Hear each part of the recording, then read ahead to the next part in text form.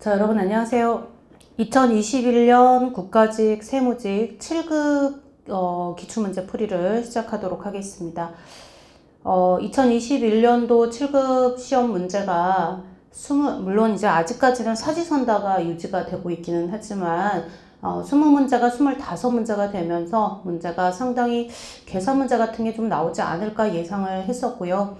눈으로 쓱 훑어봤을 때는 계산 문제가 없는 것 같은데 은근히 분납이라든가 우리 항상 연습했었던 부가가치세 외화 환산의 과세 표준 이런 것들이 다 시험 문제 출제가 됐고 응용 문제로서 가치가 있는 것들이 조금씩 또 새로운 영역들이 추가가 돼 있어요. 그리고 이미 한번 풀어보신 분들 아시겠지만 수입배당금의 입금 불산입도 그냥 건수를 하나로 준 게 아니고 3개 ABC 3개 줘가지고 문제풀이를 하게끔 만들었죠.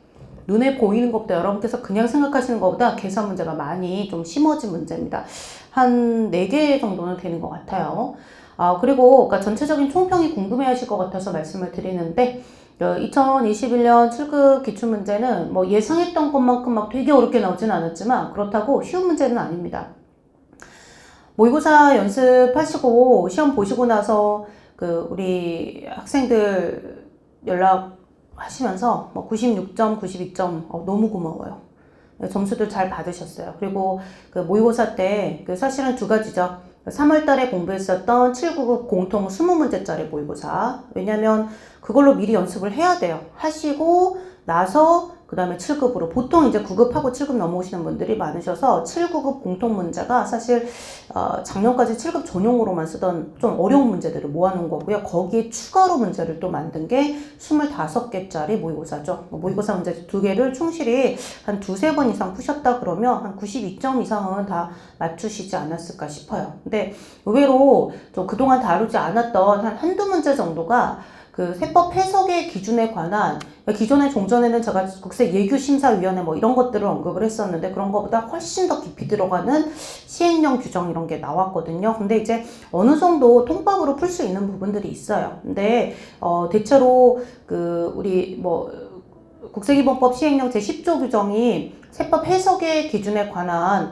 좀 기획재정부 장관이 해야 될 업무라든가 국세청장이 세법 해석에 관한 질의를 받았을 때 어떤 식으로 업무 절차를 해야 될 것인가에 관한 굉장히 좀 절차 규정이고 좀 디테일한 실무 규정인데 그런 것도 한두 개 내셨더라고요. 앞으로 집행기준이나 기본 통칙도 충분히 낼 수 있을 것 같습니다.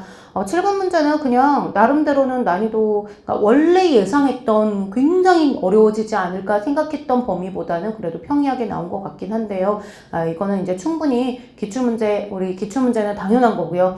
모의고사 문제집 2개를 계속 반복해서 푸시면서 기본서를 회독하셨던 분들께는 그래도 한 90점 이상은 충분히 나올 수 있는 88에서 92 정도는 무난하게 받을 수 있는 문제가 아니었나 라는 생각이 들어요.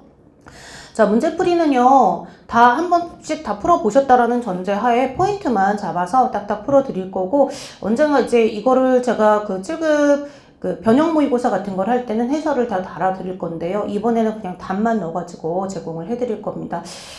이게 이제 답안지를 너무 자세하게 해드렸더니, 그러니까 그거는 좋은데, 저는 항상 답안지 자세하게 드리잖아요. 그런데 분명히 포인트를 본인이 공부를 하시고 교재를 찾으실 수 있는 7급 공부하는 분들은 다 하실 수 있잖아요.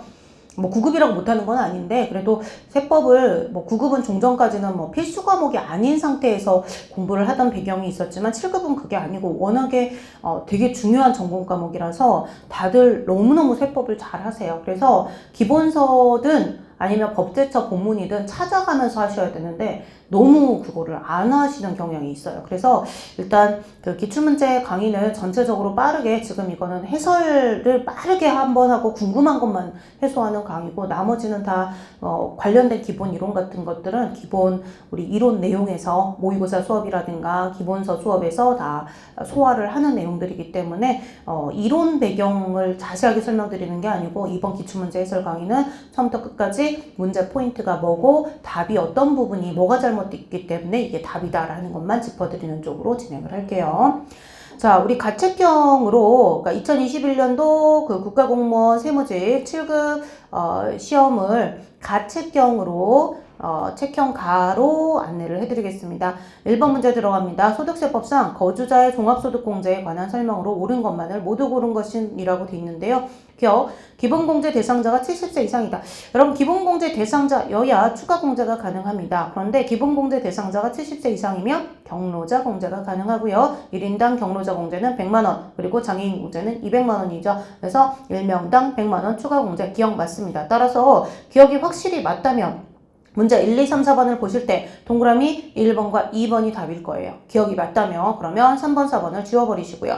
자, 니은 거주자의 직계 존속은 무슨 소리야? 거주자의 직계 존속 60세 이상이어야 되죠. 물론 장애인이다 그럼 제외가 돼, 나이 요건은 제외가 되지만 직계 존속은 원칙적으로 과세기간 종료일 기준으로 60세 이상이어야 공제가 되고요. 소득 당연히 우리 종합소득금액, 퇴직소득금액, 양도소득금액의 합계가 100만원 이하이거나 아니면 총급여액, 근로소득만 있는 자로서 총급여액이 100만원 이하, 500만원 이하인 경우에 하나요 공제 대상이 된다. 따라서 직계 존속이라고 하더라도 나이와 소득 요건은 모두 필요하다. 따라서 니은은 틀린 지문이므로 시험장에서는 그냥 밑에까지 갈 필요 없이 답을 2번으로 하고 넘어가시면 되고요. 자, 디귿 분리과세 소득만 있으면 당연히 종합소득세 신고를 하지 아니하므로 종합소득공제를 적용하지 않습니다. 디귿 맞는 내용이고, 여러분 리을 드디어 나왔습니다. 우리가 종합소득, 소득세법에 있는 종합소득공제를 4가지로 보면 인적공제를 기본공제, 추가공제 합한 인적공제와 그 다음 연금보험료공제, 그 다음 특별소득공제, 그 다음 주택담보노후연금, 이자비용공제인데 주택담보노후연금, 이자비용공제 한도 외우라고 하죠. 한도 얼마? 200만원. 답은 리을 틀린 지문이에요. 300만원을 200으로 고치셔야 됩니다. 되셨죠? 답은 2번이고요. 문제 2번. 고액상습 체납자 감치제도가 생긴 지 얼마 안 됐죠? 이거 나온다고 그랬잖아요. 감치 요건이 나올 거라고 했잖아요. 그래서 동그라미 1번, 2번, 3번은 고액상습 체납자 감치 요건이고요. 이번에 시험 직전에 국세징수법 백제 특강 들으신 분들은 아마 이 문제 푸셨을 거예요. 워낙에 이거는 요건 중요하다고 했던 내용이니까. 그래서 얘는 외워야 되는 내용입니다. 그래서 징수법 특강에서 커버가 되고요.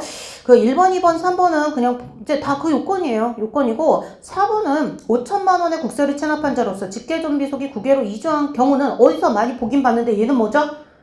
얘는 출국금지 요청 사유잖아요. 법무부 장관에게 출국금지를 요청하여야 한다라는 사유죠. 전혀 뜬금없이 엄한 걸 집어넣은 거예요. 그래서 동그라미 앞으로 공부하실 때는 동그라미 1번, 2번, 3번 고액상습 체납자 감치 요건은 모두 1번, 2번, 3번의 요건을 모두 충족시켜야 한다라는 거를 다 요건을 외우셔야 됩니다. 되셨죠? 모의고사에서도 연습했던 거고요. 자, 문제 3번. 원천징수에 대한 설명으로 옳은 것은 돼 있는데요. 여러분 동그라미 1번 보시면 원천징수 의무자가 비과세, 소득세가 과세되지 않는데 원천징수할 이유가 없죠. 원천징수는 세금을 먼저 걷는 건데 소득세가 과세되지 않거나 소득세가 면제된다. 그러면 세금을 안 내도 되는데 원천징수해라. 그건 말이 안 되는 거예요. 따라서 비과세 소득이라거나 또는 면제 대상이라거나 이랬을 때는 원천징수 대상이 되지 아니한다. 1번 틀렸고요. 2번 법인세 과세 표준을 결정 경정했다. 여러분 우리 모의고사에서 소득금액 변동 통지서 열심히 연습했잖아요. 소득금액 변동 통지서는 일단 혹시라도 결정 경정을 해가지고 A라는 법인이 세금을 신고를 했는데 그게 과소신고가 돼서 과세관청이 결정 경정을 한다. 결정 경정 세무조사라고 말씀드렸고요. 결정 경정을 했을 때 그거에 대해서 입금 산입 또는 송금 불산입의 세무 조정을 했을 때 추가로 소득처분이 사회유출소득처분이 나오는 거죠. 그거는 우리가 이제 뭐 사회유출 항목 중에서 원천징수해야 되는 배당상여 기타 소득에 대한 원천징수 의무는 아무리 과세관청이 결정 경정을 했다고 하더라도 A라는 법인, 즉 세무조사 대상이 되는 그 법인이 원천징수를 하시는 거기 때문에 과세관청이 세무조사받은 그 법인한테 소득금액 변동 통지를 해주고요. 그 귀속자한테는 처분받은 개인들한테는 너네한테 조만간 법인한테 소득금액 변동 통지서 보냈으니까 너네한테 조만간 원천징수 한다라는 연락이 갈 거야 라는 통지를 해주는 거예요. 소득금액 변동 통지서는 법인한테 보내주는 거고요. 그 소득금액 변동 통지서를 보고 원천징수를 하는 것입니다. 2번 맞는 내용이고요.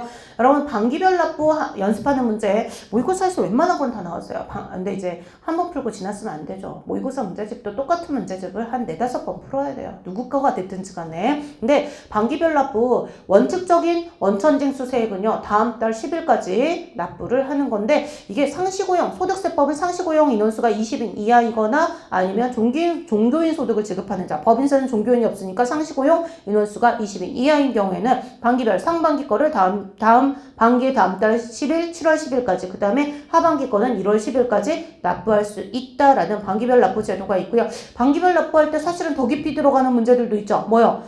소득 처분된 금액 우리 인정상여 인정배당은 반기별 납부고 제가 만약에 반기별 납부 대상자라고 하더라도 그런 인정상여 같은 것들은 반기별 납부 안 하고 바로 그때 제때 납부를 해야 된다라는 거 하고 그 다음에 금융보험업자는 아무리 상시고용 인원수가 20인 미만 이하라고 하더라도 이하라고 하더라도 반기별 납부가 안 된다. 이런 내용들 추가적인 내용까지 연습을 하셨을 건데 어찌됐건 이 문제는 좀 쉽게 나왔어요. 30인이면 그 상시고용 인원이 20인 이하인 자가 아니기 때문에 틀렸습니다. 반기별 납부가 안 되는 거고요.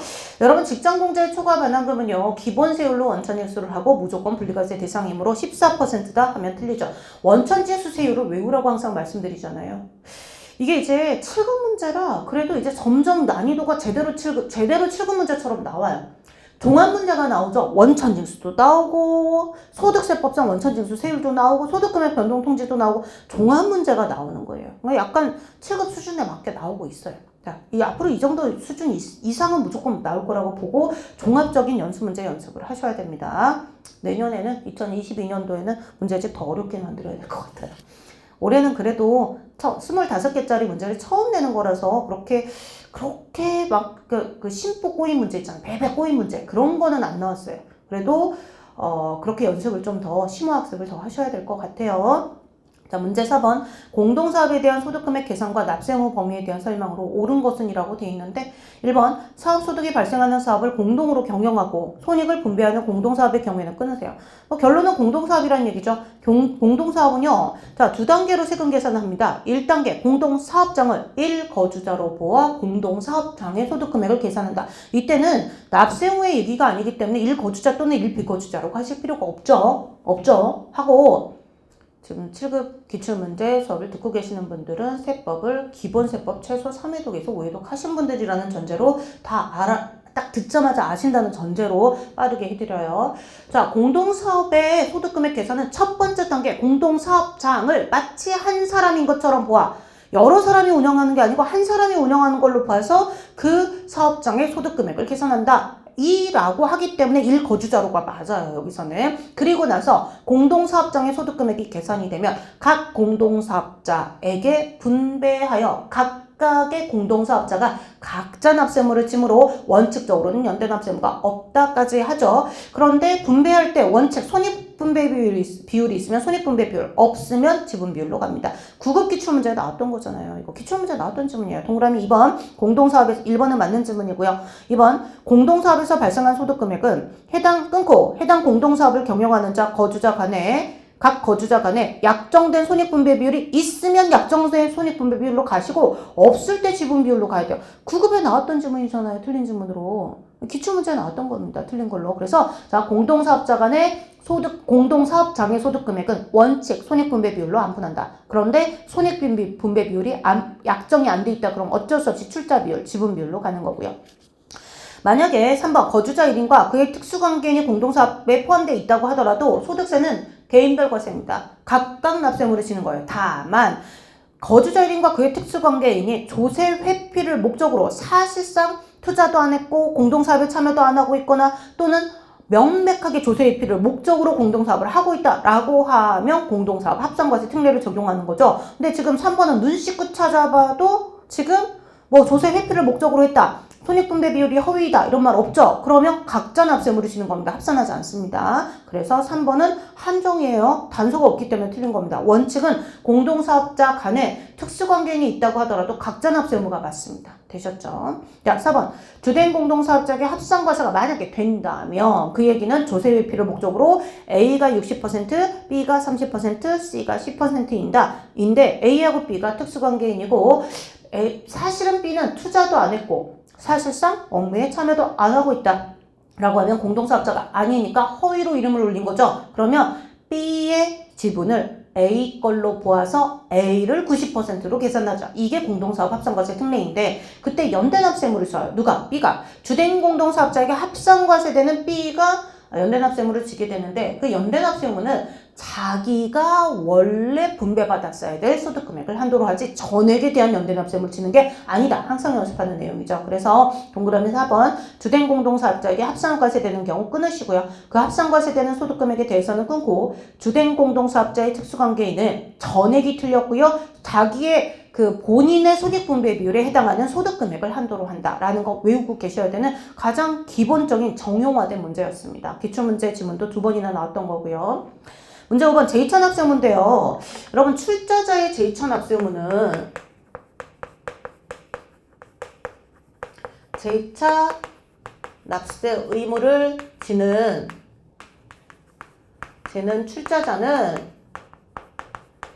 출자자의 범위에는 1 더하기 2예요. 1 또는 2예요. 사실은 이제 어떤 하나의 회사에 1과 2가 공존할 수는 없어요.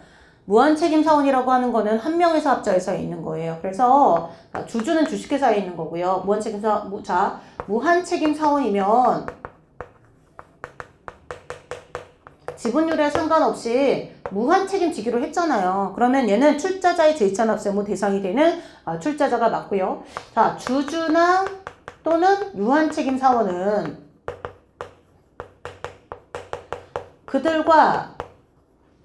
그들의 특수관계인 거를 합해가고 물론 자 그럴 경우에 그들과 그들의 특수관계를 합해가지고 50% 초과 과점주주인 경우에 하나여 제2차납세의무를 지는 거예요. 근데 5번의 동그라미 3번 보시면 A법인의 과점주주가 아닌 유한책임사원이잖아요. 유한책임사원은 주주처럼 해석하시면 돼요. 주식회사가 주주라고 부를 뿐이고요. 유한책임사원은 주식회사가 아닐 때 부르는 거예요. 그래서 자, 과점주주가 아니기 때문에 이때는 출자자의 제2차납세의무를 지지 않습니다. 자, 그러므로 출자자의 제2차납세의무 때도 마찬가지고요. 여기서 이제 뭐 이거를 따질 때 출자자의 제2차납세의무를 질 때는 얘가 의결권 있는 주식만 기준으로 한다라는 게 다르고 이 범위와 또 법인의 제2차납세의무를 얘기할 때 법인이 출자자가 내야 될 세금을 납부기간 만료일 현재 다 납부하지 못했을 때 어쩌고 저쩌고 법인이 제2차납세의무 할 때도 이 글자로만 봤을 때는 무한책임사원과 과점주주가 출자자가 되는 거예요. 그래서 법인이 제2차납세의무를 지게 되는 범위도 무한책임사원에 대해서 또 과점주주에 대해서 지게 되는 건데 다만 그때 과점주주는 법인의 제2차납세의무를 얘기할 때는 의결권을 의결권이 있다 없다 여부를 가리지 않고 50% 초과를 따지는 거고 그때는 어떻게 해요? 법인이 제2차납세의무를 질 때는 출자자 1인 기준으로만 따지는 거지 여러 사람을 합산하지 않는다 이런 게 달라요. 근데 그런 구체적인 걸로 들어가기 전에 그냥 말로만 법인의 출자자의 제2차납세의무건 법인의 제2차납세의무건 그걸 따질 때 출자자의 범위는 무한책임사원이거나 또는 과점주주여야 돼요. 주주나 유한책임사원은 과점주주가 아니면 일단은 뭐 의결권 있다 없다 여부를 따질 필요조차 없는 거예요. 아셨죠? 자, 그래서 동그라미 3번은 A법인의 과점주주가 아닌 유한책임사원 갑의 재산으로 끊고 갑이 납부할 국세에 충당하여도 부족한 경우에는 끊으세요. 지금 동그라미 3번은 법인의 제2차 납세 의무에 해당되는 거고요. 그 법률에 의하여 갑의 소유주식 양도가 제한된 경우에만 부족한 금액에 대해서 제2차 납세의무를 진다라고 되어 있는데 과점주주 아닌 유한책임사원이기 때문에 출자자의 우리 법인이 제2차 납세의무를 지는 출자자 개념에 해당되지 않습니다. 만약에 제가 삼성전자 주식 한 주를 갖고 있는데 유한책임사원이나 주주나 똑같이 보고요. 한 주 갖고 있는데 과점주주가 아닌 주식 한 주를 갖고 있는데 제가 만약에 체납을 했다 그러면 삼성전자가 제 세금 갚아줘야 돼요? 아니에요. 지분 비율이 워낙에 큰 자들 대상으로만 법인의 제2차 납세의무를 지는 겁니다. 5번은 굉장히 좀 약간 그 내용을 한참 생각해야 되는 문제예요. 네, 그래서 이거 다시 한번 읽어보시고요. 6번은요. 상속세 증여세법 제47조 규정입니다. 6번 문제는요. 나중에 찾아보세요. 상속세 증여세법 줄여 쓸게요. 상속세 및 증여세법 제47조 3항 규정입니다. 여러분 부담부 증여를 했을 때 만약에 배우자라든가 직계 존비속 간에 그 채무 인수분에 대해서는요, 원래 그거 말고 제 44조 규정을 봐도요, 배우자나 그 우리 직계 존비속에게 그 배우자 직계 존비속이랑 자산을 사고 파는 거래를 하면 실제 양도 양수했다고 보지 않아요. 그래서 증여 추정 규정이 있거든요. 그거랑 비슷한 규정이긴 한데 사실 지금 이 문제 6번과 관련된 건 정확하게는 47조 규정이에요. 그래서 일단 그 동그라미 2번 보시면 직계 존비속 간의 부담부 증여다 그러면 괄호 열고 인수되는 채무가 국가 및 지자체에 대한 채무라고 하더라도 괄호 닫아버리시고요. 원래 원칙은요. 배우자나 직계 존비속 간의 부담부 증여면 채무액은 수증자에게 인수되지 않는 걸로 추정을 해요. 그런데 혹시라도 그게 국가 및 지방자치단체의 채무여서 너무나 명백하게 사실상 진짜로 채무 인수가 되는 게 확실하다라고 정하는 대통령령의 사유가 있다 그러면 그때는 그러하지 아니하다거든요. 그래서 괄호 부분을 빼면 맞는 지문이 되고 단서를 집어넣어서 틀린 지문을 만든 규정이에요. 나중에 상속세 및 증여세법 제47조 사망 규정을 한번 읽어보시면 되겠습니다. 그리고 동그라미 4번 우리가 이제 양도소득세 하실 때 예정신고가 부동산 같은 경우는 양도소득세가 예정신고가 양도일이 속한 달의 말일부터 2개월인데 부담부 증여를 했을 때는 증여세 신고기한이랑 맞추느라고 3개월인 거 아시죠? 항상 연습하는 거잖아요. 됐죠?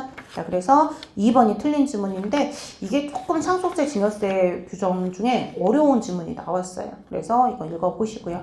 자, 7번 신탁계약에 적용되는 소득세와 법인세 납세무에 대한 설명으로 옳지 않은 것은 이라고 되어 있는데요. 여러분 2021년도 세법이 개정되면서 신탁 관련 규정이 완전 정비가 되면서 9급에서 안 나왔기 때문에 7급에서 나올 거다라고 했는데요. 7급에서 나오면서 굉장히 좀 어려운 내용이 나왔습니다. 자, 1번 보시면 자, 괄호를 빼고 보면 맞는 질문이에요. 괄호. 자, 법인과세 신탁이 만약에 법인과세 신탁이다 그러면 수탁자인 신탁회사가 납세물을 시되 그 신탁 재산을 하나의 납세물자로 보는 건 연습해서 아시죠? 그때 자, 수익자에게 만약에 배당을 했을 때는 배당 소득 공제로 전액 공제를 해요. 다만 공제 시기가 언제냐면 세 번째 줄에 배당을 결의한 잉여금 처분 대상이 되는 사업연도에 공제하는 게 맞아요. 그것까진 맞는데요. 괄호가 틀렸어요. 괄호에 수익자에 대해서 이게 이제 그래서 법인과세 신탁이다 그러면 그 수익자한테 배당할 때 배당소득공제 해버리고 나서 배당소득공제 하니까 수익자가 어떻게 해요? 비과세가 아니고 과세 대상이 되면서 그로스업해서 이중과세 할 걸 안 한다 이런 걸 하잖아요. 그로스업 대상이 되지 않는다 이런 거 연습하잖아요. 이미 세금을 줄여버렸으니까. 근데 이게 수익자에 대해서 혹시라도 배당에 대한 소득세 또는 법인세가 비과세가 된다. 아예 비과세가 되면 이중과세 조정을 할 수가 없어요. 그러면 이중과세 조정을 이중과세 조정을 이미 해갖고 넘어가니까 그로스업 대상이 안 된다 뭐 이런 식으로 가는데 여기서는 그 법인과세 신탁재산이 수익자에게 배당한 경우에는 원래는 그 배당 소득공제를 해주게 되는데 혹시라도 수익자에 대해서 소득세나 법인세가 비과세 되면 일단은 이 법인과세 신탁재산의 과세를 한 번은 해야 되잖아요. 그냥 그렇게 이해를 하세요. 그러니까 논리로 하려면 제가 막 필기에 칠판에 판서하면서 해야 되는데 굳이 그렇게 하면 이 신탁제도만 1시간 설명해야 되니까 일단 개념만 이해해 놓으시고 수익자에 대해서 혹시 비과세가 된다면 법인 단계에서 세금을 과세하지 못하면 안 되는 거예요. 그래서 소득공제를 안 해준다 이렇게 하세요. 그래서 비과세 되는 경우는 제외해야 되기 때문에 틀린 지문입니다. 논리는 그렇게 이해하시면 됩니다.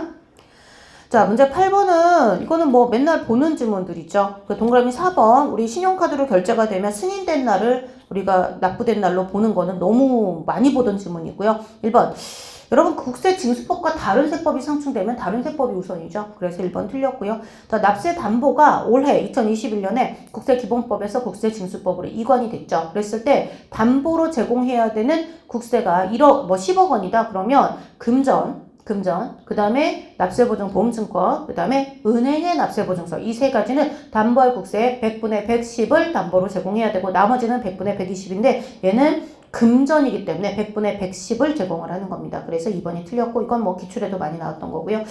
여러분 동그라미 3번은요. 신설이에요. 자, 우리 그 문제 8번에 3번. 8번에 동그라미 3번은요. 국세징수법의 제92조 제1항 규정이에요. 이거 모의고사 때 연습했던 거죠. 잘 모르겠다 그러면 외우라고 했던 질문들. 그래서 일단 질권이라든가 저당권이라든가 가등기담보권 같은 것들은요, 매각으로 인해서 소멸이 된다라는 내용이 있습니다. 그래서 동그라미 3번 공매재산에서 저당권은 매각으로 소멸된다. 되셨죠? 자, 9번으로 가셔서 이것도 이제 법정기일 다투는 우리 국세 우선권의 예외 사유. 거주자 갑이 2018년 기속 종합소득세를 납부하지 않아 관할세무서장은 갑의 주택을 2019년 10월 7일에 압류하고 4월 5일에 매각, 다음 년 2021년 4월 5일에 매각했습니다. 다음 자료에 따라 주택의 자, 줄거세요. 매각대금 7천만 원. 총 매각대금이 7천이니까 7천에서 시작해야 되고요. 자, 종합소득세를 징수해야 되는데 재산에 관계된 상증 종부가 아니니까 법정기일이랑 다투는 게 분명히 있을 거예요. 그러면 은행 채권이 있나 보세요. 자, 종합소득세가 8천만 원인데 법정기일은 신고기한이 아니고 신고일입니다. 신고일이 5월 20일이고요. 자, 저당권 설정이 언제예요? 5월 25일. 따라서 법정기일이 빠르다라는 거죠. 제가 법정기일은 신고일과 신고기한 중 빠른 날, 신고일이라고 그랬죠. 따라서 5월 20일이 법정기일이고 저당권이 5월 25일이니까 이겼어. 따라서 3등, 3순위예요. 1순위 강제징수비 빼고요. 2순위 소액임금 채권, 소액임차 보증금 빼시면 돼요. 강제징수비 700만 원 제일 위에 나와 있고요. 자, 밑에 저당권은 이겼으니까 신경 안 쓰셔도 되고요. 자, 해당 주택에 대한 임차 보증금이 있고요. 거기 밑에 자, 우선 변제 금액이 1,500이 나오고 밑에 임금 채권도 최종 상결분의 임금 1,800이 나옵니다. 그래서 자, 소액 임금 채권과 소액 임차 보증금을 합하면 1,500만 원과 1,800만 원, 3,300이 되고요. 강제 징수비 700만 원 합하면 4천만 원인데 총 매각 대금이 7천만 원이므로 7천만 원에서 4천만 원을 빼면 나머지 3천만 원을 소득세로 징수할 수 있습니다. 되셨죠? 됐고. 문제 10번으로 가셔서 중소기업인 주 A에 이 분남 맨날 연습하다고 이 개선 문제예요. 자, 법인세 납부세액이 2,200이다. 그럼 가산세 있는지 없는지 보세요. 없죠? 가산세가 없으므로 일단 납부세액 2,200만 원을 자, 납부할 세액이 차가감 납부할 세액이 2천만 원 초과한 경우에는 50% 이하의 금액을 분납할 수 있습니다. 몇 개월? 중소기업이니까 2달. 따라서 5월 달이에요. 따라서 계산이 안 돼도 1번하고 3번은 지워버리셔야 돼요. 중소기업이면 원래 법정신고기한이 3월 말일이므로 법정신고 및 납부기한이 3월 말일이니까 4월, 5월까지가 중소기업의 분납기한이고요. 만약에 12월 말 법인이라고 했을 때 얘가 중소기업이 아니면 4월 말일까지인데 중소기업이니까 1번, 3번 날려버리고 금액 계산해야 되죠. 그래서 금액은 4천만 원, 자, 2,200만 원이니까 나누기, 곱하기 50%에서 최고 한도가 곱하기 50% 1,100만 원이에요. 답은 4번이 되겠습니다. 자, 문제 11번 세금계산서에 대한 설명으로 옳은 것은 돼 있는데요. 동그라미 1번. 이거 뭐 항상 하는 거. 선발급. 우리 세금계산서 발급. 그러니까 세금계산서에 대한 공급 시기, 재화 용역의 공급 시기에 관한 특례 규정이고요. 1번 사업자가 재화 용역의 공급 시기가 되기 전. 자, 줄거세요. 공급 시기 되기 전 체크. 밑에 발급하고 체크. 7일의 대가를 받으면 체크. 발급한 때를 공급 시기로 본다. 너무 명확하게 맞는 질문이잖아요. 선발급으로 항상 연습하는 문제였고요. 여러분 수정세금계산서가 드디어 나왔습니다. 근데 단독으로 안 나오고 막 이렇게 섞여서 나왔네? 내년에는 뭐 단독으로 그냥 수정세금계산서만 막 섞어서 사례 문제도 충분히 나올 수 있을 것 같아요. 동그라미 2번. 계약의 해제, 해지, 공급가액의 증감, 재화의 환입 이런 것들은 새로운 사건이 생긴 해제일, 환입일 뭐 이런 날 기준으로 가는 거죠. 그래서 처음 세금계산서 작성일이 아닌 특이한 케이스였잖아요. 그래서 날짜가 틀렸어요. 처음 세금계산서 작성일이 아니고 해제된 날 기준으로 가는 거고요. 자, 동그라미 3번. 지금 현행 기준으로는 자, 우리 전자세금계산서 발급 의무자는 지금 현행 기준으로는 2022년 7월 1일이 되기 전까지의 직전 기준으로는 언제? 직전 연도에 직전 1년간의 공급 대가가 아니고 공급 가액 합계가 3억 원이에요. 그러다가 내년 7월 1일부터 2억으로 바뀌어. 어찌됐건 1억 원이면 전자세금계산서 발급 의무가 없죠. 그래서 개정세법을 내고는 싶은데 안전하게 가려고 1억으로 내신 거예요. 어찌됐건 이거는 발급하여야 한다가 틀린 거고요. 1억 원이 틀렸어요. 지금 현재는 3억 원이고요. 내년도 7월 1일 이후에는 2억으로 바뀌는데 1억 원이면 전자세금계산서 발급 의무가 올해건 내년이건 없습니다. 그래서 틀렸고 여러분 4번 전자세금계산서 발급을 해야 되는 사업자라고 하더라도 전자세금계산서 발급을 하여야 하는 사업자가 아니라고 하더라도 발급할 수 있죠. 가능합니다. 자, 12번 업무용 수용차 관련 비용이 드디어 나왔잖아요. 시험 문제 나온다고 계속 했죠. 나온다고 했던 소득 처분 문제 아니에요. 동그라미 4번. 여러분 업무용 수요자를 처분하여 발생하는 처분 손실은 연간 800만 원. 근데 부동산 임대업을 주업으로 하는 회사 어쩌고는 400만 원까지만 연간 그 송금을 인정을 하고요. 나머지 만약에 처분 손실이 2천만 원이다 그러면 부동산 임대업이 주업이 아니다 그러면 800만 원까지는 인정을 하니까 1200만 원을 송금 불상이 파하되 얘는 이미 내 자산이 아니므로 유부 처분이 안 돼요. 따라서 그때는 기타 사회 유출로 처분하셔야 되는 무조건 기타 사회 유출 처분하는 항목이었잖아요. 드디어 나왔잖아요. 됐죠? 자, 12번 됐고 13번 국세기본법상 다른 법률과의 관계에 대한 설명으로 옳지 않은 것은 돼 있는데요. 이건 뭐 좀 쉽게 나왔습니다. 동그라미 4번 위법 부당한 처분에 대하여 감사원 심사 청구는 국세기본법과 서로 중복되지 않습니다. 감사원 심사 청구를 거친 경우에는 국세기본법상의 불복 절차를 거치지 않고 행정소송으로 넘어가죠. 그래서 4번이 틀렸고요. 자, 14번 세무조사에 대한 설명으로 옳지 않은 것은인데 그 13번, 14번은 거의 그냥 거저주는 문제예요. 자, 1번 뭐예요? 14번에 1번 과세전 적부심사 도 그렇고 불복도 그렇고 자 제조사 결정에 의한 조사에 대해서는요 그 결정서 주문에 기재된 범위에 한정하는데 같은 세목 같은 과세 기간에 비해 중복조사 재조사 가능한 사유잖아요. 그쵸? 없다 했으니까 틀렸습니다. 자 그래서 이건 또 13, 14번은 쉬운 문제였고요. 15번 또 어려운 문제는 아니네. 자, 여러분 그 수정신고의 효력 발생 시기가 말 문제가 아니고 약간 응용하게 이제 개념을 집어넣는데 신고납부 세목에 대한 수정신고로서 기한 후 신고에 대한 수정신고가 아니고 당초 법정신고기한까지 신고서를 제출한 자의 수정신고는 납세 그 세액을 증액하여 확정하는 효력을 가진다 했을 때 신고납부 세목이에요. 상속세는 정부부가 세목이니까 효력을 가지지 않습니다. 정부부가 세목은 어떤 경우에도 세액을 신고서로서 확정하는 효력은 없다. 그래서 기억은 상속세 때문에 틀렸고 그러면 답에 1번, 2번 지워야죠. 문제 풀 때. 됐고요. 그 다음에 자, 니은 과세표준 신고서로 법정 신고 기한까지 제출한 자 또는 결정을 받은 자는 후발적 사유가 있으면 3개월이죠. 너무 쉬워요. 지금 13, 14, 15번 그냥 준 거예요. 이런 문제들이 있으니까 쉽다고 여러분 체감 난이도는 대체로 좀 평이한 편이었던 것 같아요. 어려운 문제들이 있음에도 불구하고 어려운 문제 한두 개는 항상 생각하는 문제들이니까 그래서 기억니은 틀렸고요. 디귿리을은 맞는 지문이니까 넘어갑니다. 자 16번은요. 여러분 사실은 아까 잠깐 몇 번 문제였죠? 6번 7번 문제에 7번 문제에 법인과세 신탁의 1번의 세 번째 줄에 배당을 계류한 잉여금 처분의 대상이 되는 사업연도 이거를 16번에서도 그대로 쓰는 거예요. 그래서 16번에 2번 보시면 이거 배당 가능 이익의 100분의 90 이상을 배당한 경우 유동화 전문회사 등의 배당이고요. 이거 모의고사에서 연습했던 거잖아요. 수기 이번에 진짜 모의고사에서 되게 문제집 2권에서 되게 많이 나왔어요. 799 공통 모의고사하고 7급 전용 25개짜리 문제하고 항상 연습하실 때 앞으로 그렇게 하셔야 됩니다. 799 공통에서 20개짜리를 가지고 좀 어려운 문제에 대한 그 호흡을 다듬는 연습을 하시고요. 피셋 보기 전까지는 799 공통으로 계속해서 연습을 하세요. 그리고 나서 피셋 통과하면 25개짜리로 이제 연습을 하시는 게 좋아요. 내년에 준비하실 때 그렇게 하시고요. 자, 배당 가능이익의 100분의 90 이상을 배당하는 유동화 전문회사 등의 이게 이제 올해 개정이에요. 이것도 개정세법입니다. 배당을 결의한 처분의 대상이 되는 사업연도의 소득금액에서 공제한다. 자, 배당을 결의한 잉여금 처분 대상이 되는 사업 맞는 지문이네. 자, 1번 공익신탁은요 비과세 대상이고 너무 잘 아시죠? 자, 그래서 1번 보시고요. 자, 그래서 일단 동그라미 2번을 정확하게 체크를 하시고요. 그 동그라미 3번, 4번은 그냥 굳이 하지 마세요. 너무 절차 규정이라 그냥 넘어가시되 동그라미 2번이 너무나 명백하게 옳은 지문으로 해서 옳은 지문으로 찾는 문제예요. 아셨죠?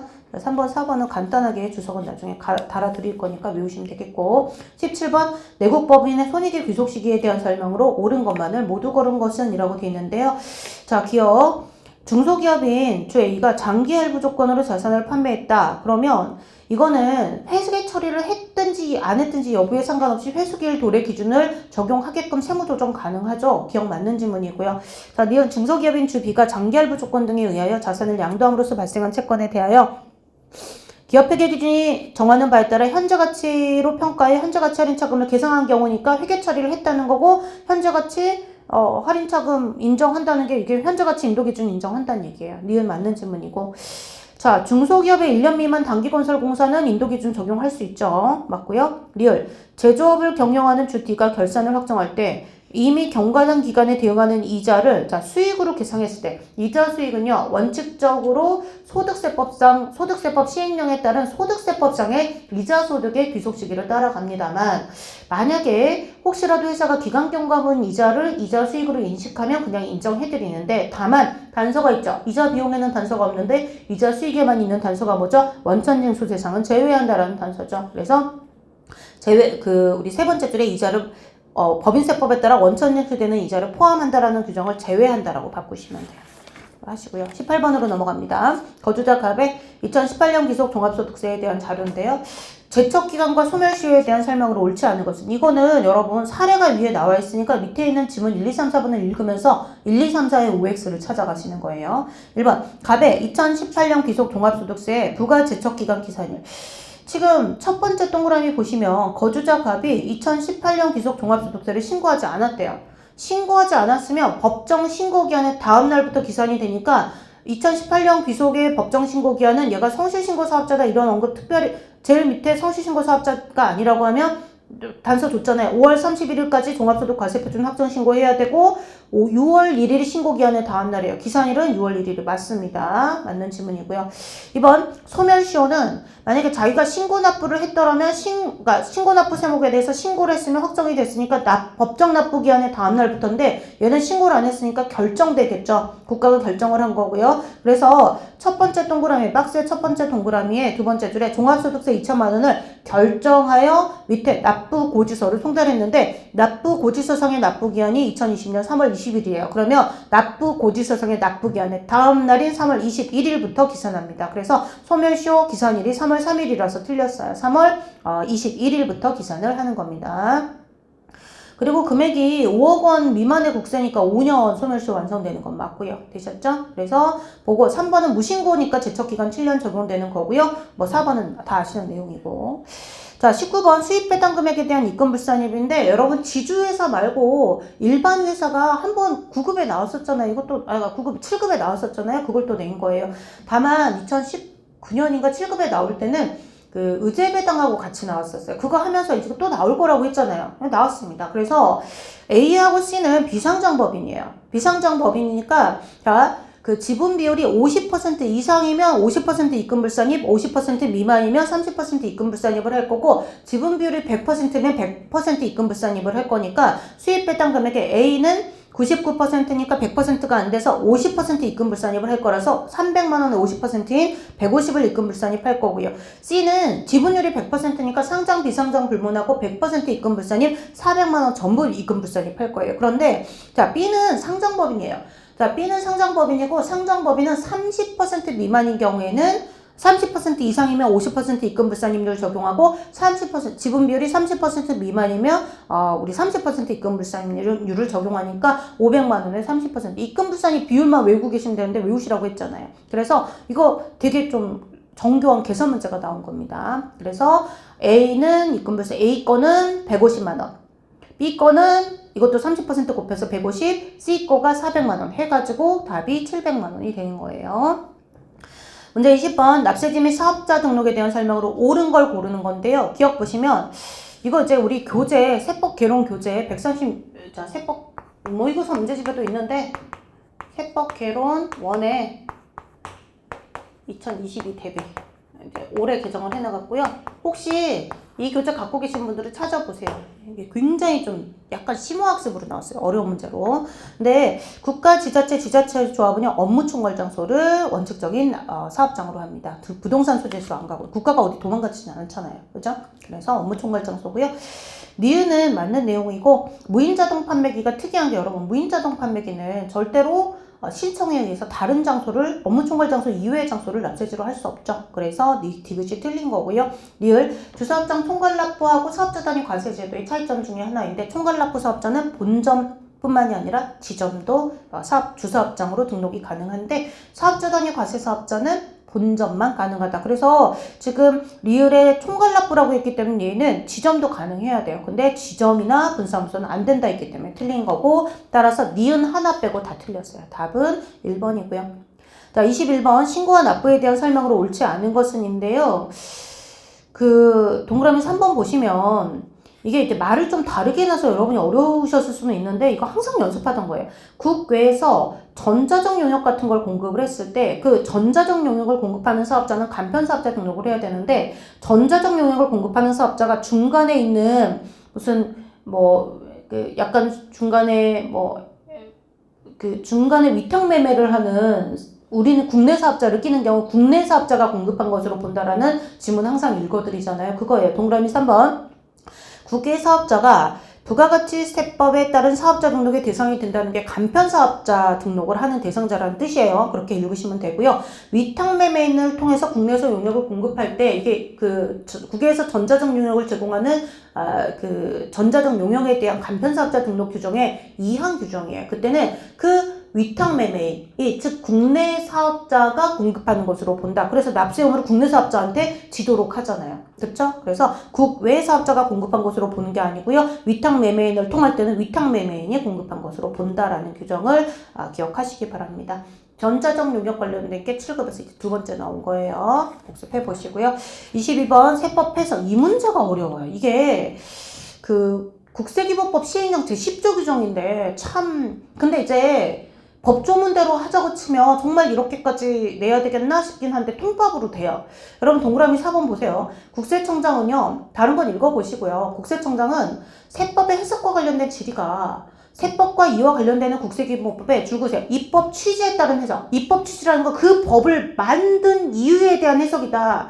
그러면 굉장히 중요한 해석이겠죠. 그러면 기획재정부 장관을 거쳐야 될까요? 말아야 될까요? 거쳐야 돼요. 그래서 이거는 앞뒤를 전혀 다르게 바꾸는 거예요. 원래 그 기획재정부 장관은 자기한테 직접 어떤 회신이 뭔가 이제 질문이 들어오면 그거를 국세청장한테 뭐 이렇게 그 안내한 거를 송부를 해줘야 되는데 기획재정부 장관이 사실 국세청을 통해서 회신을 하는데 지금 동그라미 4번은요.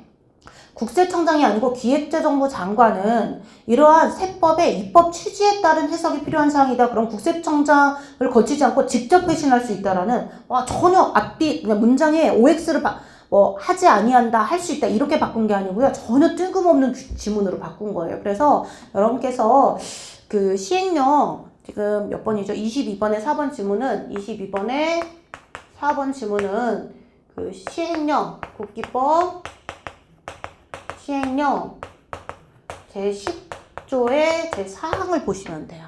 거기를 보시면서 이렇게 돼 있는 문장을 희한하게 틀린 이상한 걸로 그러니까 좀 말장난을 좀 희한하게 쳐놨어요. 그러니까 틀린 지문을 보지 마시고요. 이걸 찾아보세요. 여러분 이거 어떻게 찾는지 아시죠? 제가 항상 공부할 때 법제처 안내해드리잖아요. 법제처 가서 국세기본법을 시행령을 검색하셔서 10조를 보시면 답이 나와요. 제가 기본적인 거 드리지만 법조문 원문을 실급하시는 분들은 이 정도는 찾아보셔야죠. 그렇죠?